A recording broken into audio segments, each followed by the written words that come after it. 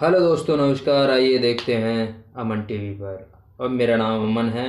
अंजना ओम कश्यप की वीडियो से देखते हैं, जो कि अंजना ओम कश्यप बताती हैं।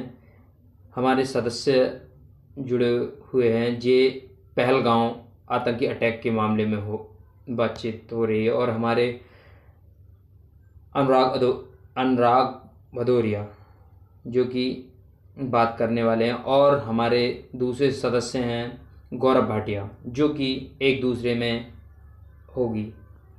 और आपको किसकी बात अच्छी लगे वो भी ध्यान से सुने। लेकिन उससे पहले मैं कुछ कहूँगा। ये हमारे पहलगांव में जो आतंकी अटैक हुआ है, वो उसकी जिम्मेदारी किसकी है? हमारी सरकार की है और हमारे राजनेताओं की है। लेकिन अगर किसी राजनेता का कोई अगर उसके ऊपर अगर उसका बेटा है, तो पूरी मीडिया सब कुछ उसके ऊपर आ जाती है। लेकिन हमारे जवान शहीद हुए हैं, और हमारे मतलब जवान हैं या फिर देश के नागरिक हैं, जो भी हैं, लेकिन हैं तो हमारे देश के नागरिक। लेकिन उनका जो मुद्दा उठाया है, तो वहाँ पर जिम्मेदारी किसकी है? आपने बिलखती हुई विनय नरवाल जी की पत्नी को आपने देखा होगा, कितने दिन शादी के हुए, उनके सामने उनकी पति को गोली मार दी। एक छोटा सा बच्चा प्रशांत कुमार के सामने, बच्चा 3 साल का, उसके सामने उसके बाप को गोली मार दी। सोचो आप। और किस तरह की काम कर रहे थे भरत भूषण, वो अपने परिवार के साथ घूमते हुए उन्होंने वीडियो डाला, दूसरे दिन उस दुनिया में नहीं रहे। कौन थे वो दरिंदे? कहाँ से आ गए दरिंदे? ये जिम्मेदारी तो कहीं ना कहीं बनती है। और कहीं सवाल पूछा जाएगा कि पाकिस्तान किस तरह से नापाक इरादे हमारे देश में बनाना चाहता है।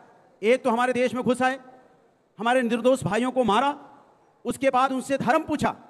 सोचो, एक वो कितने काम करना चाहते। एक जब कश्मीर हमारा वहां पे किस तरह से फल फूल रहा था, कैसे वहां पे लोग टूरिस्ट जा रहे थे, कश्मीरियों का अपना पेट पलने लगा था, वो संपन्न हो रहे थे। कश्मीरी संपन्न नहीं हो पाए, इसलिए उन्होंने यह कार्रवाई की है। दूसरा, उनको लगा कि देश के अंदर में हम इनके अंदर में ऐसे माहौल बना के जाएं। धर्म पूछ के गोली मारने का मतलब होता है कि हमारे आपके बीच में जो अनेकता में एकता, उसको खत्म करने की कोशिश। इसलिए उन्होंने धर्म पूछा। नहीं, धर्म पूछ के गोली मारने की क्या जरूरत थी, क्योंकि हमें आपको भी लड़ाना चाहते हैं। तीसरा, मेरा सवाल सरकार से भी होगा कि सरकार का वहां सिक्योरिटी सिस्टम कहां था? वहां का उनका जो इंटेलिजेंस डिपार्टमेंट कहां था? उनकी जिम्मेदारी नहीं थी। जब 2000 लोग वहां पे हैं, तो जिम्मेदारी तो सरकार को लेनी होगी। सवाल तो पूछा जाएगा। जिसके परिवार के लोग जाएंगे वो सवाल यह भी नहीं पूछेगा कि वहां पे सिक्योरिटी क्यों नहीं थी, वहां पे आईवी सिस्टम आपका क्यों नहीं काम कर रहा था, वो बॉर्डर पार करके यहां पे कैसे आ गए। ये सवाल हम बार बार सरकार से पूछेंगे, और सरकार से सवाल के साथ साथ सरकार से यह भी कहेंगे, आप आगे बढ़ो, हम आपके साथ खड़े हैं कंधे से कंधा मिलाने के लिए। आप पाकिस्तान से बदला लो, हम आपके साथ खड़े हैं। हमें कोई राजनीति नहीं करनी है, लेकिन आपसे सवाल जो है वो रहेंगे।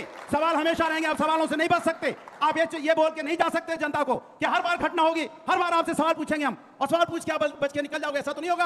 आप बताओ क्या कह रही थी? नहीं, एक सेकंड। वो जो गुजरात की हमारे शैलन जी जो जिनकी शहादत हुई, जिनको उनके पत्नी के सामने उनके पति को मार दिया, क्या कह रही थी? वो रो के यही तो पूछ रही थी आपसे, अगर आप सिक्योरिटी हमें नहीं दे सकते तो हमें जाने क्यों दिया? वहां पे हमें नहीं जाने देते, आपके पास व्यवस्था नहीं थी, हमें रोक देते, हम लोग नहीं जाते, आप बता देते हमें। तो वो रो के यही तो कह रही हैं कि वहां पे कोई नहीं था, हम लोग अकेले थे।